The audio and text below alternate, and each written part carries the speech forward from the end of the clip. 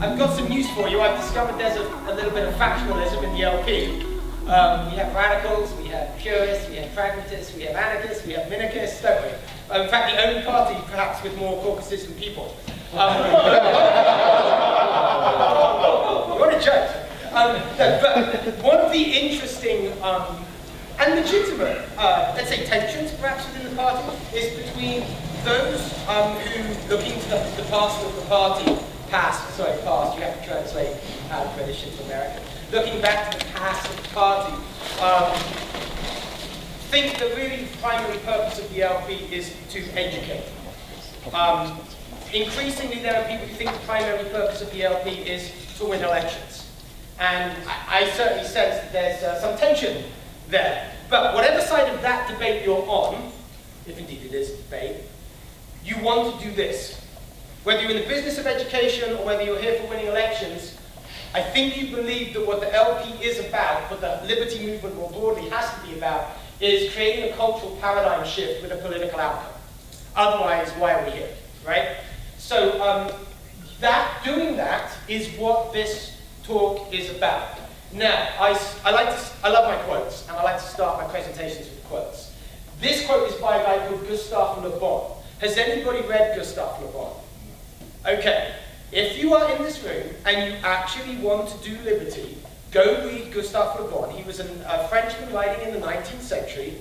He was arguably the first psychologist of crowds. He wrote The Psychology of Revolutions. He wrote about crowd psychology, what people do in mass movements. And he said this: a people cannot choose its institutions until it has transformed its mind. And in that quote, you kind of have a unification, right, of potentially the two purposes, or maybe you only think there's one, of the LP, which is to change the public's mind with a view, hopefully, to changing our institutions for the better, for more liberty. So, here's, I was going to say premise, but since David Hume, another Brit, a philosopher, a few hundred years ago, said this, it has been proved true in discipline after discipline after discipline.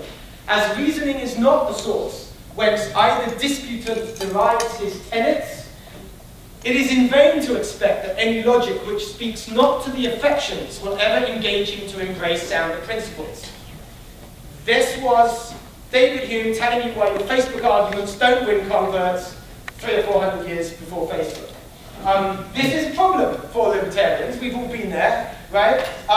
Libertarians, interestingly, psychologically, have a profile closer to that of progressives than conservatives. Although in America, libertarian politics is deemed to be more closely aligned politically with conservatism. Psychologically, libertarians, being high in openness, low in conscientiousness, low in neuroticism, right? These are the big five personality dimensions. Are actually much more like progressives, but we differ from everybody, but especially progressives, in these two respects. We are higher in systematization, we like our logic, right? We all believe we've come to our libertarian views rationally, and we're low in empathy. That's actually the result of studies. That's just not me drawing on anecdotal evidence.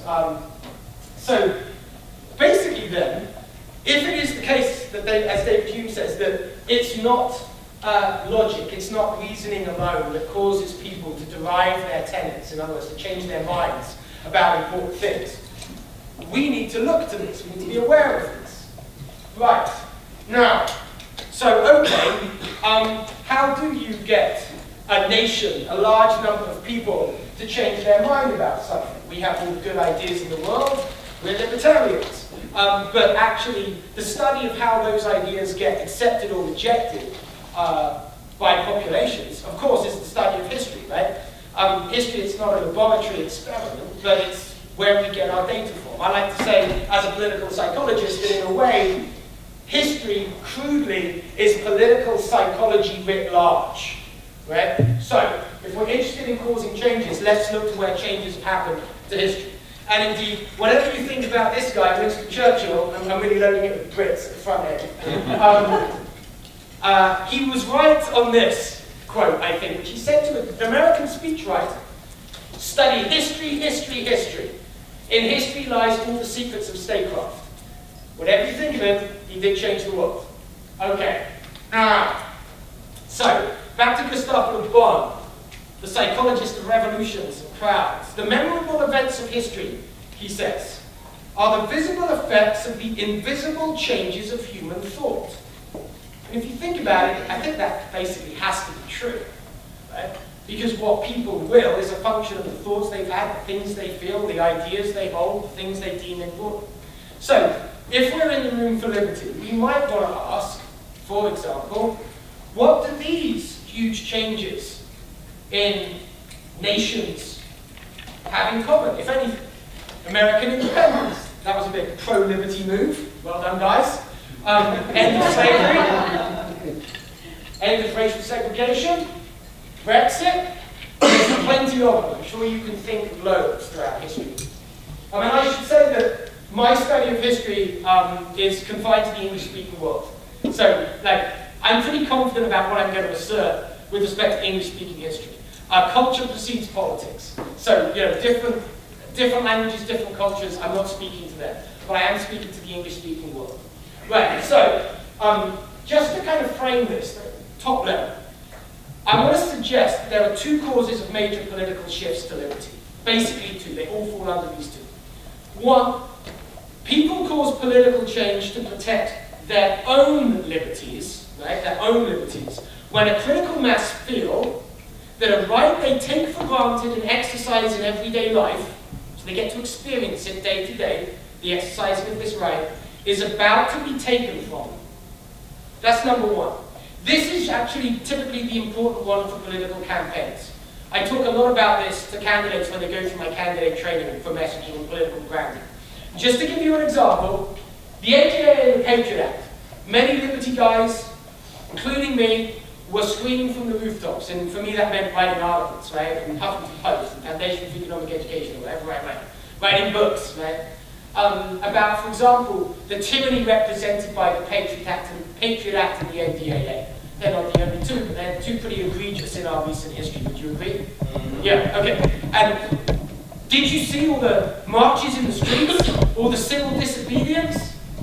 No. Why not? Because there wasn't any. There wasn't any. The right to due process. It was not hyperbolic to say this goes back to Magna Carta. It actually goes back before Magna Carta. Remember 1014 from the trivia quiz night? Yeah, it goes back before Magna Carta. Basic rights like due process, and others equally basic, right? Habeas corpus, you know, etc., have been taken away or violated, let's say, to be more accurate, by the NDAA and the Patriot Act. No marches on the streets. And yet, in contrast, the most successful tax resistance movement in the United States, as of the time I put these slides together a year or so ago, was the vaping community. State after state is trying to tax vaping fluid. And as of about a year ago, right, in every state, the anti-vaping fluid tax movement has succeeded to prevent the taxation of that. Now, which is bigger, habeas corpus, right to due process, or getting your vaping fluid without paying a few extra cents? Now, rights are rights. It's better be good, because I'm flowing, man. It's happening right now in Wisconsin. They're trying to push the vape tax to 71%. Okay, so there you go. So Wisconsin has to step up and perform as well as every other state. You're right, they've tried it in every state. So Wisconsin, I'm trying to tell you, you're not unique. Thanks for that piece of info. But this has been very successful. Now, why would people be more successful, more rapid, protecting the right to have their vaping fluid not taxed than the right to due process? Right. If you're not needing due process, which nearly everybody does not nearly every day of their lives, the taking away of the right is a political abstraction. It's abstract, right? They're not coming for you. If you're a vapor, right? If that's part of your, let's say, your subculture, if you're part of that community, if your friends do that, they're coming for you. They're coming for the people like you, right? It feels different. Now that's important. That relates to the first cause of major political shift to liberty, right? People resisting your coming into my life. Right? And I'm going to change my everyday experience. My tomorrow will be different from my yesterday. If you succeed, I'm going to stop you. This talk is going to be about the second one, which is kind of even bigger, because it operates in the culture rather than just politically. It precedes politics. Culture precedes politics. Lots of people have said this. Breitbart famously said it. Koerner famously said, right? So, which is broadly true. This goes back to Gustav's point. You change the minds of the people and the institutions change. To put it maybe another way, for our purposes, people part of the political party, we know that we're getting screwed by power and politics all the time. But to a large extent, the Overton window idea applies. They will only do to us what they can get away with. What they can get away with is a function of what's normalized or not in our culture. So how do you change the culture? People cause political change to protect others' liberties. The first one was their own. Now I'm talking about everyone's, right? So changing the culture. When, number one, a critical mass, that's important, are exposed to a mass popularized, has to be mainstream, story, that's important, so I'm talking narrative, about an injustice that's very important, against a specific person or people. That's important. A specific person or a small number of people that elicits immediate empathy, also super important, unmediated by any ideology. In other words, when I hear the story about the injustice done to this person, I've got to react viscerally, not because I'm a libertarian, or a socialist, or a Democrat, or a Republican, but because I'm a human being. When you've got that, you can move a culture. So let's go to some examples, right? Now, here's my little historical sweep. I'm going to build this case. And I'm going to start building in the 16th century. Because I tell you, in any century you can find this in spades operating. Now, this is the reason why we are living in a Protestant country. It's the reason why the English-speaking world is Protestant, not Catholic.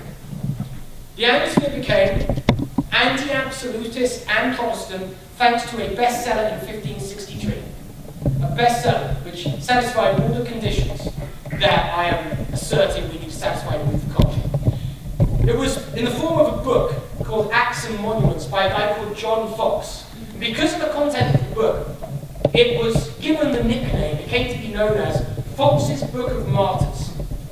It was a book that went mainstream because it was sold into homes across England, and it was the first time images were available, like on the mass market, for general consumption. Because in this book, for the first time, were woodcut images, and they were images of the martyring of Protestants by the Catholic Queen Mary, right? Bloody Mary. The images went into the homes. Now think about this. This was like, imagine the difference between no internet and internet. This was the difference between no books and a book with pictures.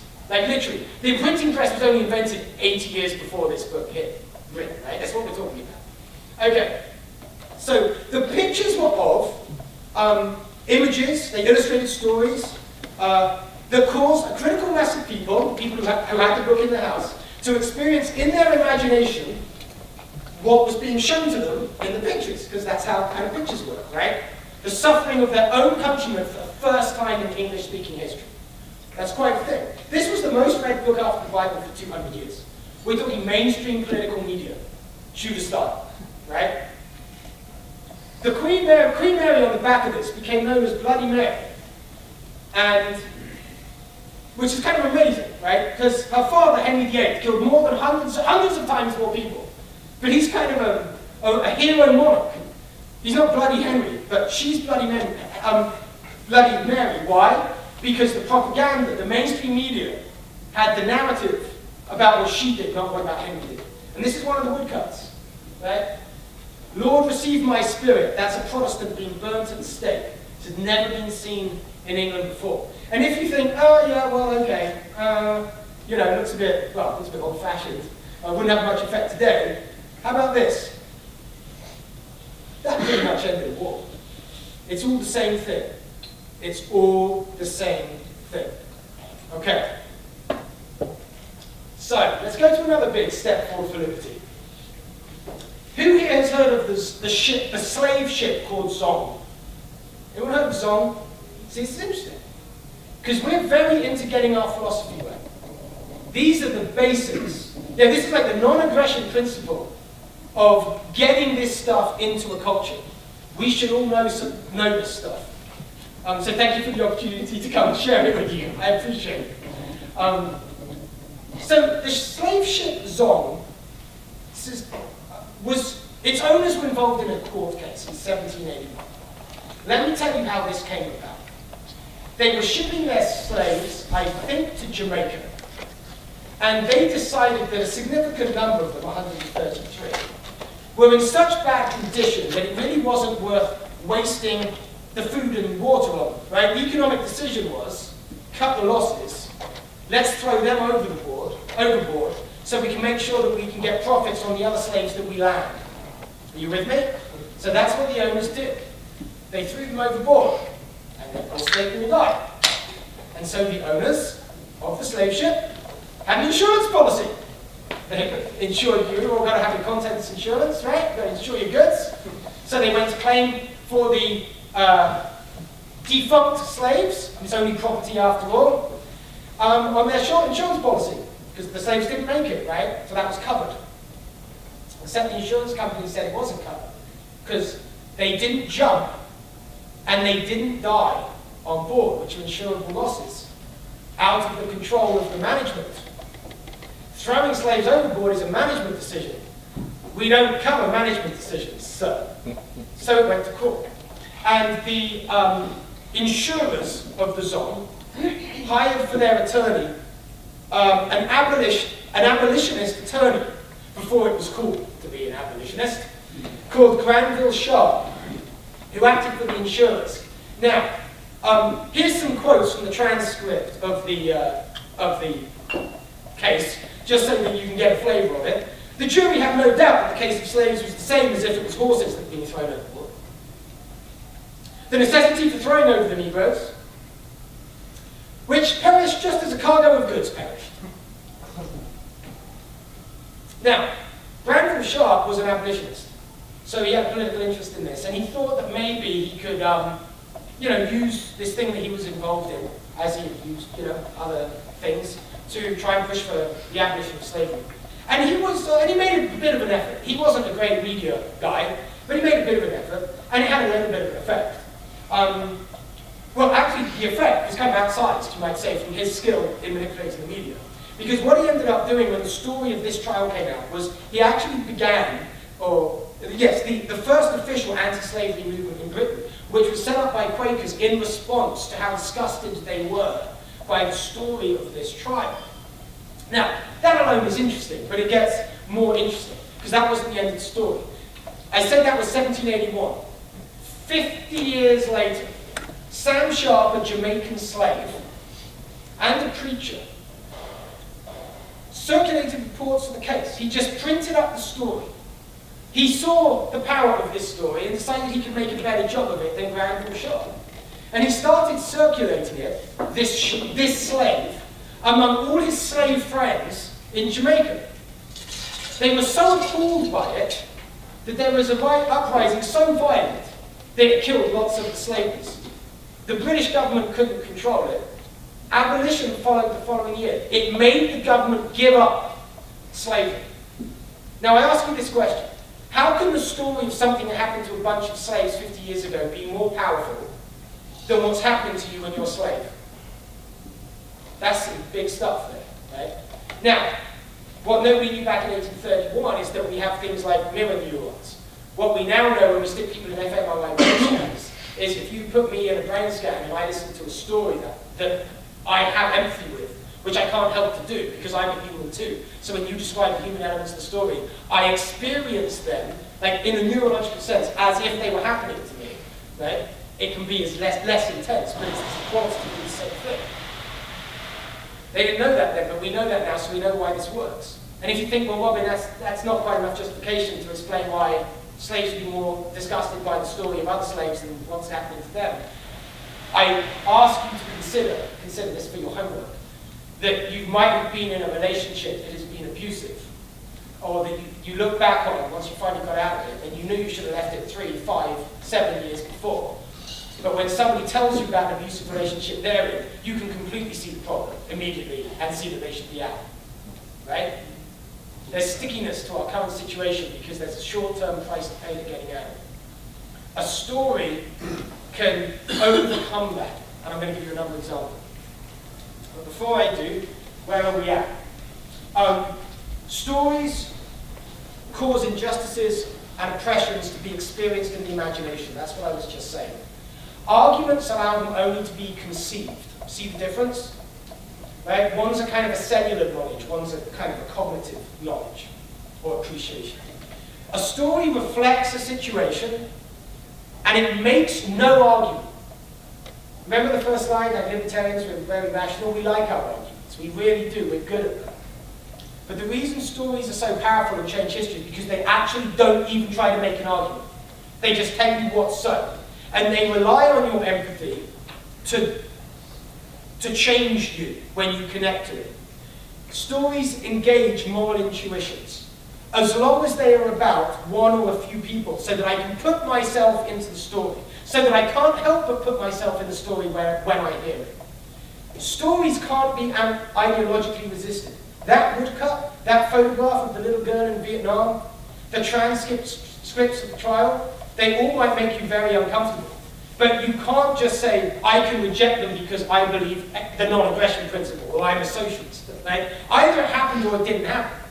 Right? So you cut through the possibility of ideological resistance. Right? This is kind of political persuasion on steroids. You're really doing effective persuasion when you're not doing persuasion. See what I mean?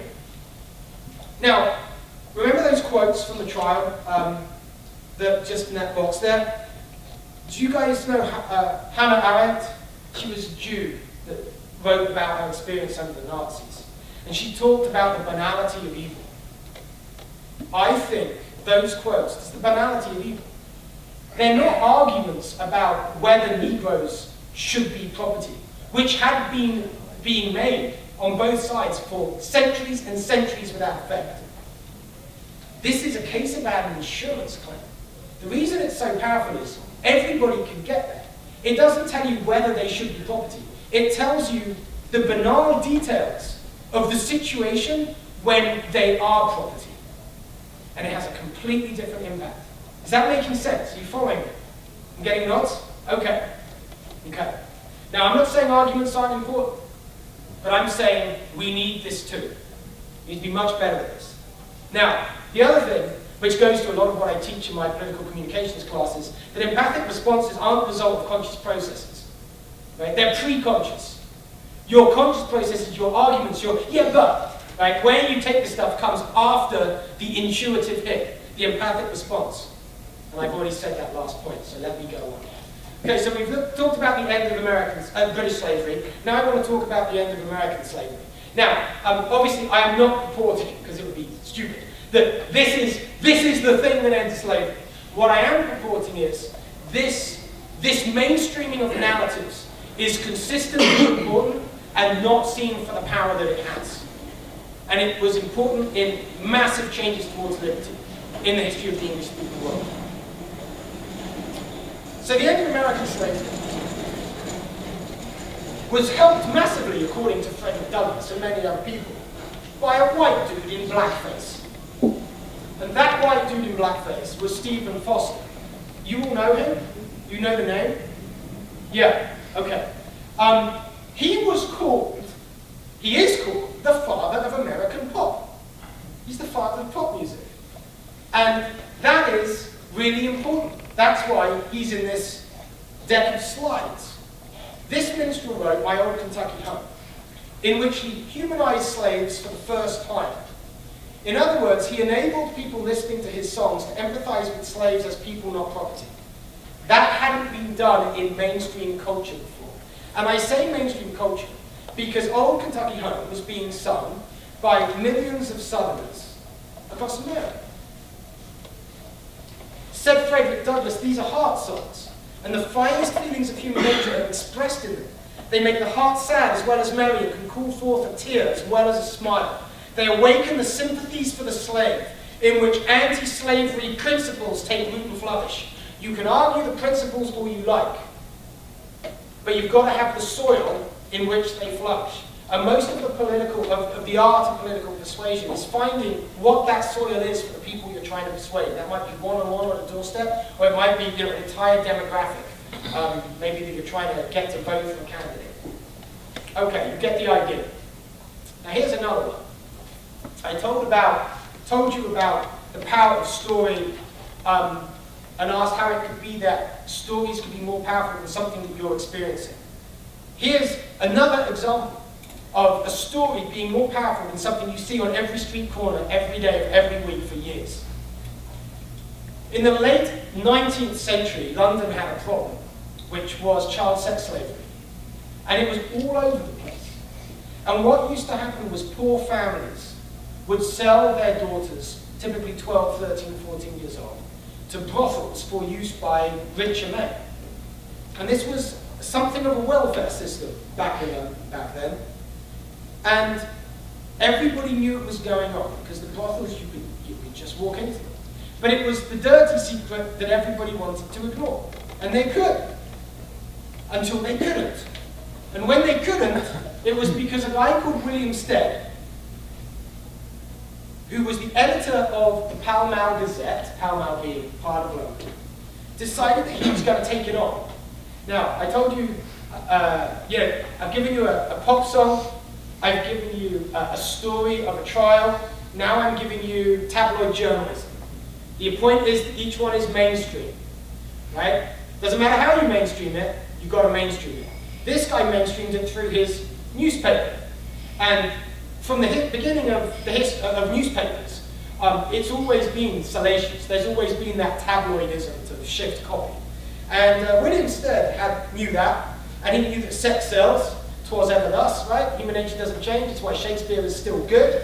So he decided to come up with this. He decided, get this, in collaboration with the Salvation Army, that he was going to buy a girl who was 13 years old from her mother, who was poor, to sell on into a brothel, which he did. Now, the mother was not in on it. She thought she was selling her daughter into sexual slavery, into prostitution. Forced prostitution, I should say. The Salvation Army knew what was going on. And this was the gig, right? So he got the daughter, her name was Eliza, took her to the brothel and said, I've got a new girl for you, I'm going to sell it to you on the condition that I can be the first customer. So the brothel was very happy with that. She was a young girl, 13 years old. And so he went through the whole thing right up until just to do the act. She screamed, which was the whole point, so he had the details of the story right up to the moment, so nobody could say yeah, but. He literally ran out of the building with her, handed her over to the Salvation Army to put her in protection, and then he wrote up the story. And he wrote up the story, and he actually did it in a series of stories, right, under the overarching title of The Maiden Tribute of Modern Babylon. And each, edition, he had another salacious title. So one of the editions had Violation of Virgins. The next one was Strapping Girls Down. So it was heavy stuff for 1885, right? You can imagine how it sold, and it did sell. And all he was doing was describing exactly what was going on 10 feet from the faces of everybody who was walking the streets of London for years. But now they couldn't ignore it, because now it was there, right? It was engaging the empathy. It was exciting. It's why tabloid journalism works, because you're there. It's voyeuristic. So, he had a lot of sales, and it had the desired effect. There was a nationwide uproar. Fearing riots, the Home Secretary asked Stead to cease publication. And he said, "Have you got a bill ready to make this illegal that you're going to enforce?" And the Home Secretary said, "Not yet." He said, "Well, get back to me when you have." And he told his printers to just keep printing until they ran out of money, ran out of paper, which they did. Now, he told them that from prison, because what did the state do? They locked him up for kidnapping children. Of course they did, right? That was their first move. But of course, the genie was out of the bag. Reform groups and prominent individuals called for an end to sexual commerce in minors. Dozens of protest meetings were held throughout England. Thousands of people, including wagon loads of virgins dressed in white, marched to Hyde Park. Spectacles, mainstream, piling on the stories, demanding that the bill be passed, and it was passed within weeks. Okay, this is how we change a culture in a manner that has a political/moral outcome, which we should all be about if we're serious about basically, reversing the slide to tyranny and putting it back to a slide to liberty. Right. So, I'm coming to the end, so I want to leave you with some takeaways here. Here's an important one. If you tell the right story to enough people, you don't have to argue with them. And moreover, the story is the thing that will make the ground fertile for whatever case you make when you do argue with them. Or maybe when you just share your view, which you will only do when you're asked to, by the way. Right? Most of political persuasion is not about making a watertight, fact-based, super logical case. Right? It's about getting the person who hears your case, however good it is, to want to believe you before you even open your mouth.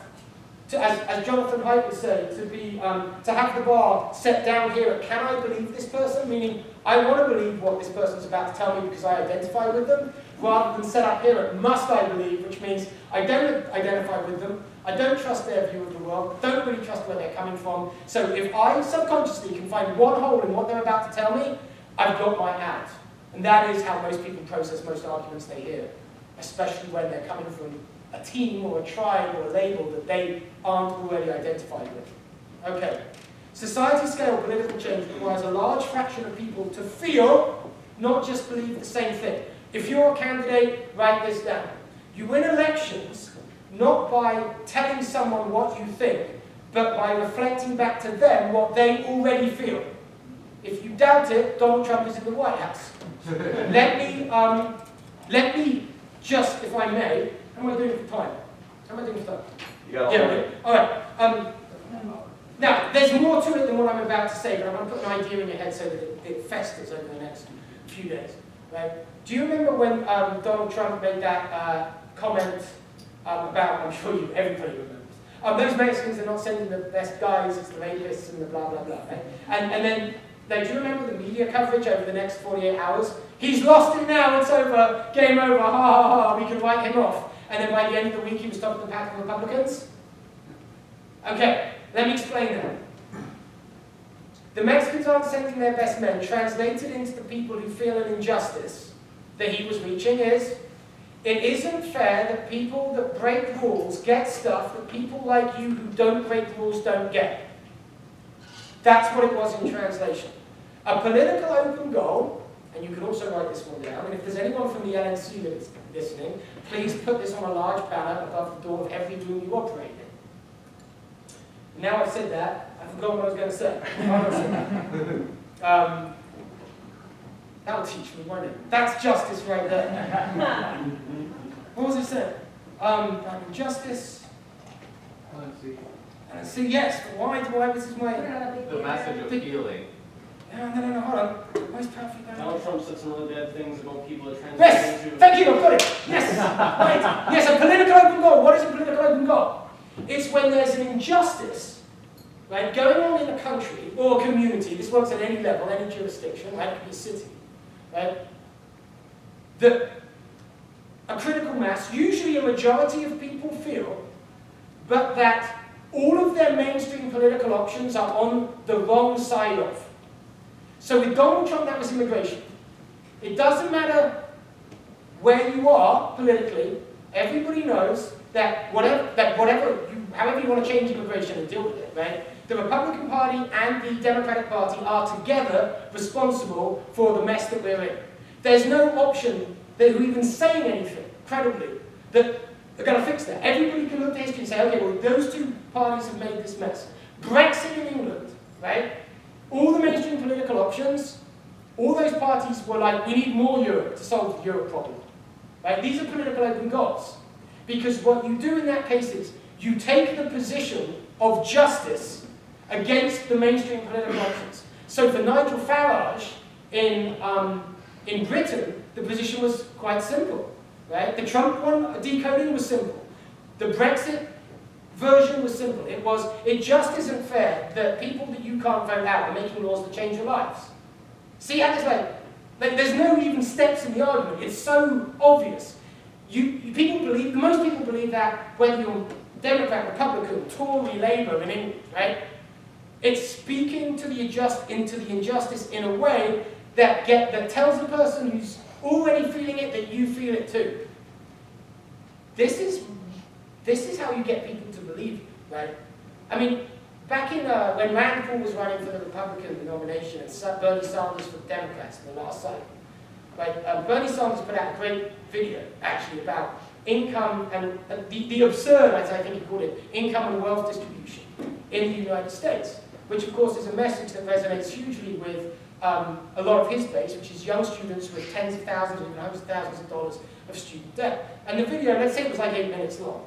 First 5 minutes were just, it was nicely produced, a description of the problem that basically said to people who feel that there are things, effed up about income and wealth distribution in the United States, which there are, because we've had the bank bailouts, right? And we've got a student education finance system, right, that is, it's a gift to libertarians. It's a gift to capitalists. Like, if you want an example of going anti-free market that has the opposite of the good intentions, look at student debt, right? It's a gift for any people who share our philosophy. It would have been a gift for Rand Paul, but Bernie Sanders made the video that described the problem. And because he was the guy that described the problem, the human reaction is, right, whatever his solution is, that's the one I'm going with. Right? So then the last 3 minutes of his 8-minute video, his solution to the problem, were a bunch of solutions that we all know in this room are going to make everything worse.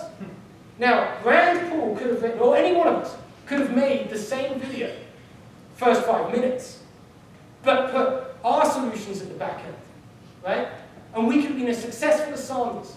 Just like Ron Paul was successful. Why was it that Ron Paul was filling those stadiums with tens of thousands of young people? He was the cultural change. He was the 60s all over again, right? But the heir to that wasn't his son, wasn't Rand Paul with a similar philosophy. It was Bernie Sanders. I mean, demographically, culturally, right? Ron Paul was replaced with Bernie Sanders, right? That's because of this. We've got to get this right? Now, I say because of this. Going back to Nigel Farage, how do you get people to identify with you? Well, often culturally, not politically. If culture precedes politics, everybody knew, the pundits, the political class, that UKIP, Nigel Farage's pro-Brexit party wasn't going to do anything, interesting in the European elections, wasn't going to sway enough people to get Brexit. Why? Because the politics of UKIP are kind of broadly centre-right.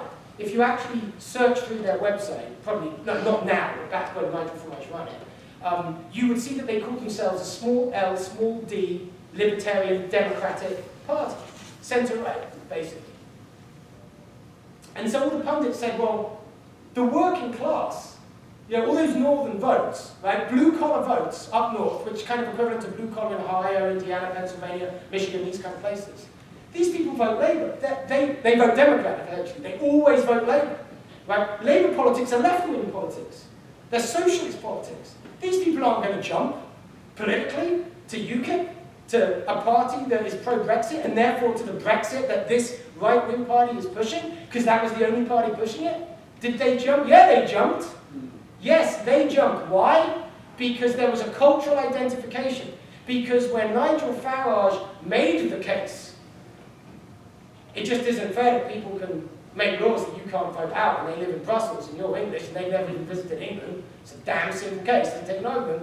He was usually making the case with a beer in one hand and a cigarette in another, leaning against the bar, which is culturally exactly what those voters identify with. People don't shift their vote on policy. I'm sorry, it's not policy.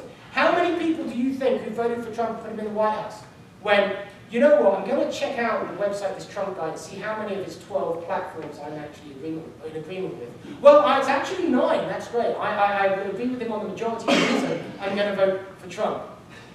But that's not how he got in. Policy, of course, it's important. Of course, it's important we've got to be true to our principles when it comes to policy, because the whole point of winning is to enact policy. I'm never saying you ever sacrifice good policy. You never sacrifice principles for good messaging. But the best messaging goes to the core principle, which resonates with everybody at the most human level, unmediated by political ideology. And we've got to get that right, because there are political open goals. They come and they go in towns and cities, counties, states across America, and America itself. There's a big political open goal in America right now, right, which I'm happy to talk about afterwards. if anyone wants to ask me questions. Right, so a human story, a narrative about one or a few people engages empathy without creating cognitive resistance because it makes no moral claim. It doesn't try to argue anyone into a position. So it's safe. So my cognitive, psychological resistances, which are mostly subconscious, aren't up.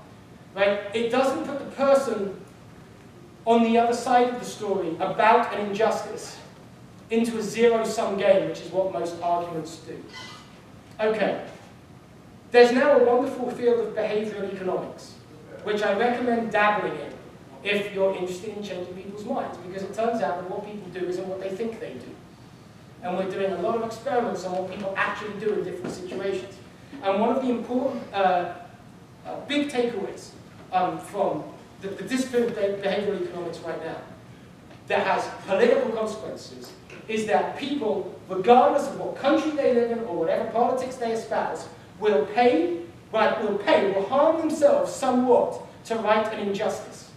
And you can set up a situation where they see an injustice just by the rules of a simple game that you create with 3 strangers in a room. And it's in the 80%, 83, 87% of people will actually pay a price, will actually go out of their way, right? They'll walk out of the lab with less money if they can experience themselves as setting right harm done by this person to that person. And they'll pay even more if they have some reason to identify with this person. But they will pay anyway. That's an astonishing thing. It goes, by the way, against old school, rationalist, classical economics. Now, this is another one to put on the board and see it. I'll try not to forget it before I actually say it. I want to make the claim, and I might be slightly wrong about this, but I'm sure I'm 99% right. Every historic stepwise increase in liberty was a consequence of defeating an injustice. Right? What was sold was the defeat of the injustice, not the added liberty. There's a reason the phrase is liberty and justice for all. They are flip sides of a coin. Thought experiment. Can you think of a situation where justice is increased without liberty being increased? Can you think of a situation where justice is reduced without liberty also being reduced? I don't think you can, because they're flip sides of a coin. Right? Now, we're primed to want to put right injustices, because an injustice is a violation of something we already feel we should have. And we all, it's that paradox of loss versus gain, right? It feels a lot worse to lose $100 than it feels good to gain $100. Right? To find it on the street. Yeah? This works in politics. This is the psychological anatomy, if you like, of people. The psychology of people that we have to understand if we're going to be successful in politics. So, I'm going to ask you this question. Now, you're libertarians. I'm not asking about libertarians. I'm asking about everybody out there who isn't yet a libertarian, right? I want you to think like them, if you can. If you are, I know it hurts, right? Which is why we're not doing enough, right? We've got to get used to it, right? Look, most people, if you ask them, would you compromise a little bit of justice for a little bit of liberty? What would they say? Now to flip the question, would you compromise a little bit of liberty for a little bit of justice? Everyone will say yes to the latter, and they think they're doing it all the time, right? They think they're doing it all the time. But the first is kind of practically, it's like an oxymoron. Like, no one would do that, right? No one would do it. No one would knowingly, willingly get a bit more freedom, right? Most people, I'm about people in this room, right? Knowing that it costs justice for anybody. Most people won't do that. And I'm just giving you that thought experiment. Again, I'm not saying it's 100%. This isn't 2 + 2 = 4 certainty. But it's not far off. I'm trying to give you different ways to intuit what I'm telling you is important when it comes to changing minds towards liberty. Right? I've given you a few kind of principles to hang your hat on, which I think are important. I've given you a few because some may resonate more than others. They all head in the same direction. I think that's all I want to leave you with. Now, if you want to get into this, okay, Robin, that's great. How do we do it? What do we do? What are the techniques? I do have a course online, weaponsofmasspersuasion.com. I've got flyers where if you're interested in this and you want to be able to go to kind of act on it, whether you're at the doorstep, whether you're writing speeches, knocking on doors, whatever it is, whatever kind of activist you are, maybe just take a look, weaponsofmasspersuasion.com. Thank you for your attention, I appreciate it. And I should also, if you do enjoy this way of thinking about not just liberty as philosophy, but liberty as actionable changing of the world, check out my book too, because it's really in that spirit. Thank you for your time. Thank you.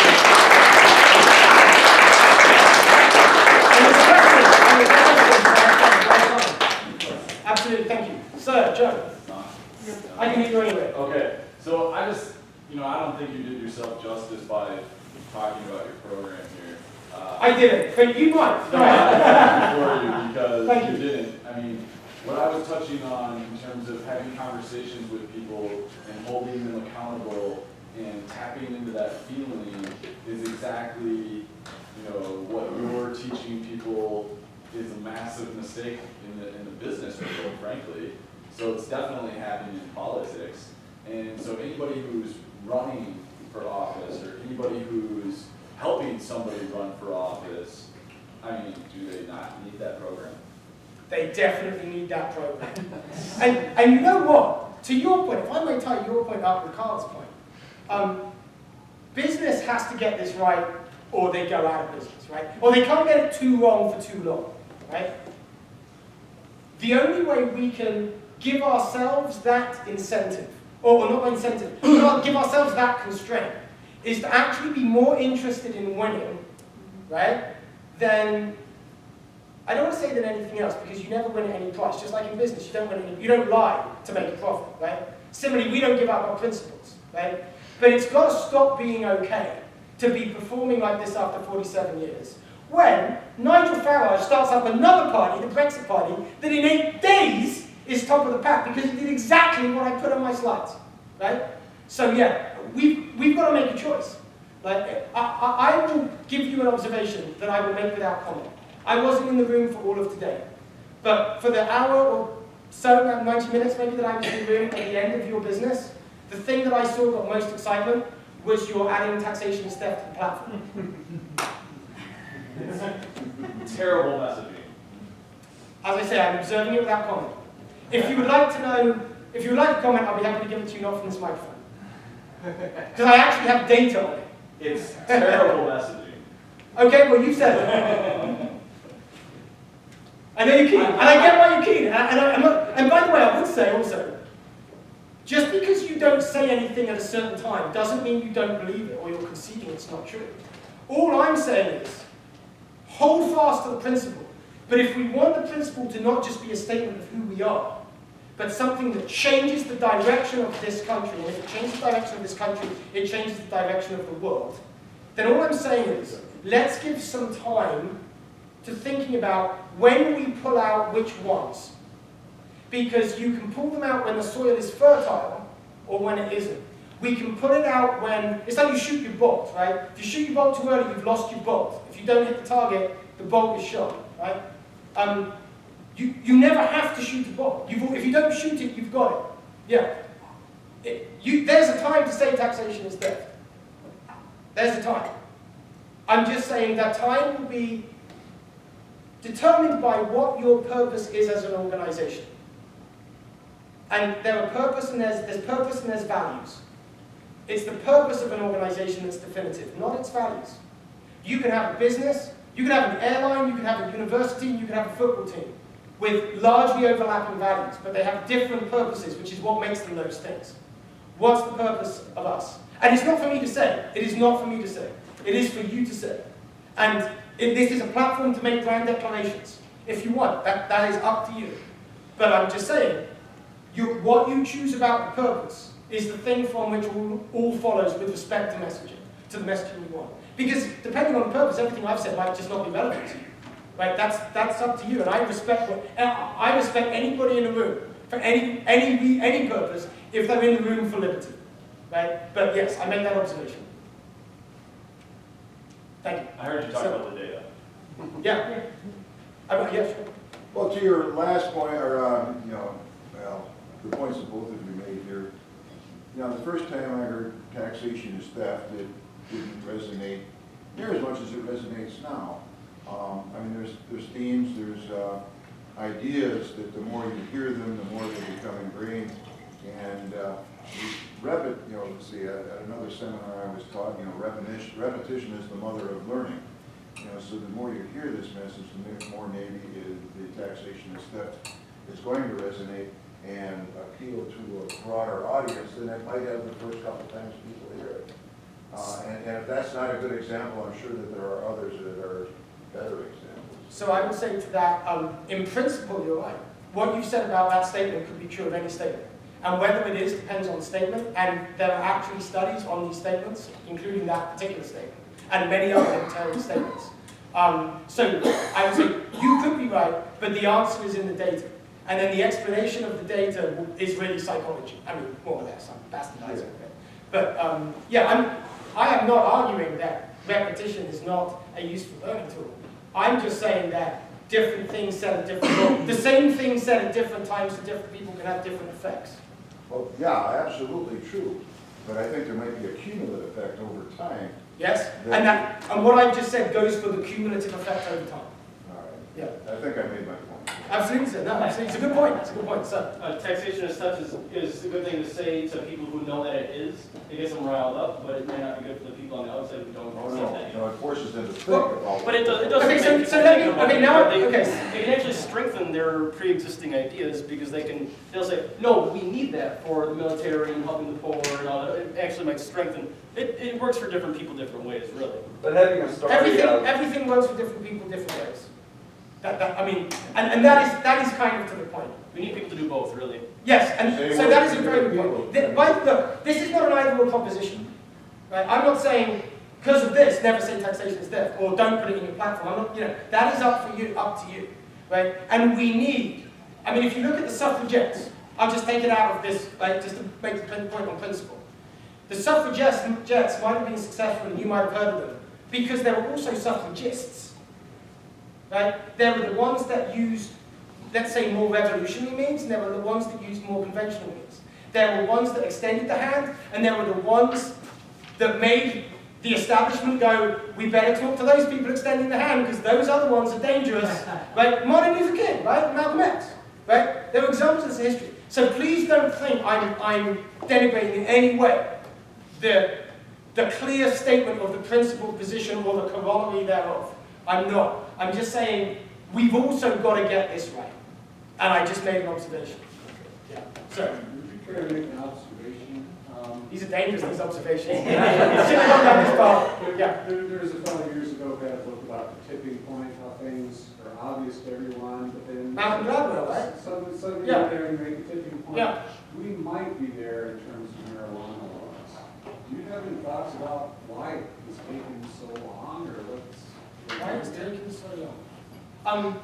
Let me think about it, and then we'll have a long conversation about it. Because I'm not going to come up with anything really clever just here off the top of my head. I've never been asked why it's taken so long. Because first of all, I need to spend some time thinking about the premise of the question, because I'm not sure it has relative to other things. The premise is here I was in high school a long time ago, and they were saying this will all be legal in 10 years. And then Reagan came along. Oh, well, maybe you've answered the question. But I need to think on it. Yeah. I have a question. So I'm part of the Libertarian Party Sex Worker Rights Caucus and working to decriminalize sex work. So one of the biggest obstacles that we're facing and have been discussing and trying to figure out how to get this out there is how do you get people to align, empathize with a regular woman who decides to do this, a successful woman, a woman that's making a decent amount of money, she's not living in squalor. How do you get people to empathize with that and align with that and say that this is okay and I support this? So again, I would want to go away and think about it. The first thing that comes to my head is I would find a mother. First thing I would do is find a mother with a daughter. And that is the same as many of the people, of regular American women, who relate to her as a mother because she lives in a similar house, in a similar place, and has other aspects of her life that are very similar. And I would have her tell her story. And I would probably have I'd have a few of them which with the stories involving, let's say, different degrees of sex work, right? And then I would start, I'd start at the easy end. The time, if I was working with you on this, I would want to find out what access you have to people, to women who would be brave. It doesn't have to be exclusively women, but I would start there. Who would be brave enough to actually put themselves forward to do that, right? And then it would be a question of, okay, let's go and get their stories. Then in the time it was taking us to get the stories, I would talk to you about the data you've already got, because you can't. These principles I'm very confident about. I've seen them work in all kinds of places, and throughout history, obviously. But the application for a particular purpose at a particular time, I always want to start with data. And sometimes you don't have it, right? So sometimes you can start with a reasonable segmentation of who you're trying to reach. But if you have data, I always want to start there. But yeah, that would be a whole kind of consulting project, I guess. Yeah. Any others? Yeah, one more. So, I mean, the opposite of what you're saying, as far as we see Bernie Sanders having this, the story with a different ending, or we see a school shooting and now they want to take our guns, or we see the immigrant that caused crime, that that kind of thing. When we see stories like that, I mean, we obviously see the stories like that. Do we do anything, or do we just have better stories? You've got to have better stories. Okay. I mean, you've got to at least have a story that's good, right? So, do you know what I mean? These stories can be so compelling. There's a John Stuart Mill quote, which I've always loved. He who knows only his own side of a case knows little of that, right? Now, John Stuart Mill is actually talking about arguments, rational discussions, but it works with stories too. Like, you can be so in the direction of somebody for some experience, right? But then you hear the other story of someone on the flip side of, let's say, that complicated set of circumstances, right? And you can be pulled in a different direction. So yeah, let's put it this way: if somebody has a nuclear weapon, I want a nuclear weapon, right? It's like, don't go to a nuclear war with a knife, right? Let's stop doing that, guys. That's kind of what I'm saying, I guess. Yeah, that's a good new encapsulation for my talk, right? When it comes to political messaging, don't go to a nuclear war, well, with a knife. Yeah. All right, thank you, everyone. I appreciate it.